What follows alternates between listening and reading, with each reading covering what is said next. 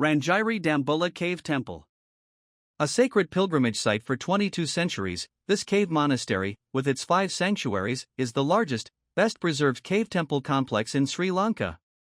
The Buddhist mural paintings, covering an area of 2,100 square meters, are of particular importance, as are the 157 statues.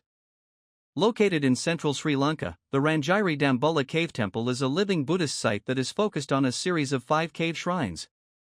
Inhabited by forest-dwelling Buddhist monks since the 3rd century BCE, these natural caves have been transformed continuously throughout the historical period into one of the largest and most outstanding Buddhist complexes in the southern and southeastern Asian region, showcasing innovative approaches to interior layout and decoration. In keeping with a long-standing tradition associated with living Buddhist ritual practices and continuous royal patronage, the cave shrines underwent several renovation and refurbishing programs before assuming their present interior forms in the 18th century.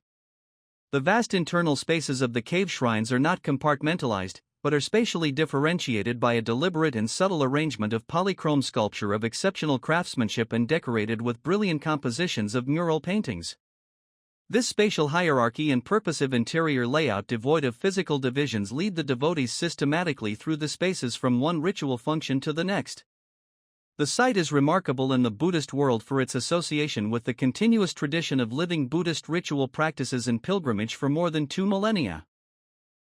The monastic ensemble of Dambulla is an outstanding example of the religious art and expression of Sri Lanka and South and Southeast Asia.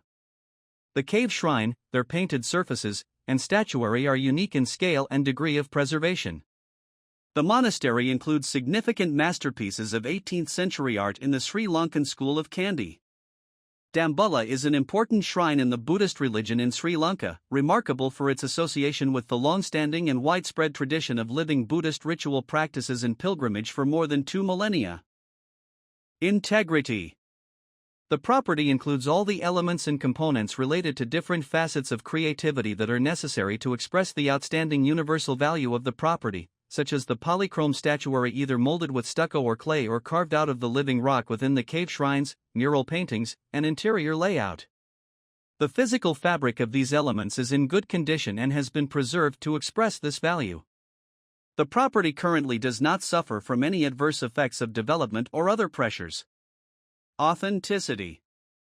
The overall form and design as well as the materials and substance of the mural paintings that cover the interior surfaces of the cave shrines and the rock-cut and molded statuary within the caves have been retained. No interventions have been carried out to change the overall form and design of the interior spaces of the caves, or the location and positioning of sculptures and paintings in relation to their interior layouts.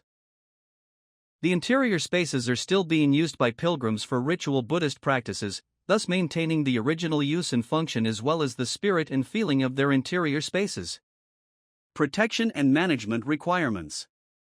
The property, which is under the ownership of the Asteria chapter of Buddhist monks, has been declared a protected monument under the legal protection of the Department of Archaeology of the Government of Sri Lanka, which administers the Antiquities Ordinance of 1940, Rev 1998, at the national level. No interventions to the property are allowed without the permission of the Department of Archaeology. Conservation and monitoring of the paintings and polychrome objects are the responsibility of the Department of Archaeology. The monks conduct the daily rituals and are responsible for the general maintenance, protection, and upkeep of the property. Part of the gate collection from foreign tourists visiting the property is used by the monks for these purposes.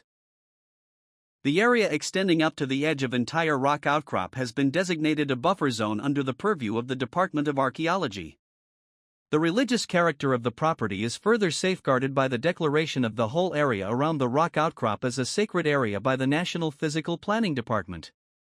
The main challenges ahead are conserving the paintings, dealing with the carrying capacity in view of increased pilgrimage mainly during religious festivities, and achieving better results in conservation and regular maintenance. Sustaining the outstanding universal value of the property over time will require taking measures to enhance the management, conservation, and presentation of the property. These include preparing a heritage management framework, a master development plan, and a visitor management plan,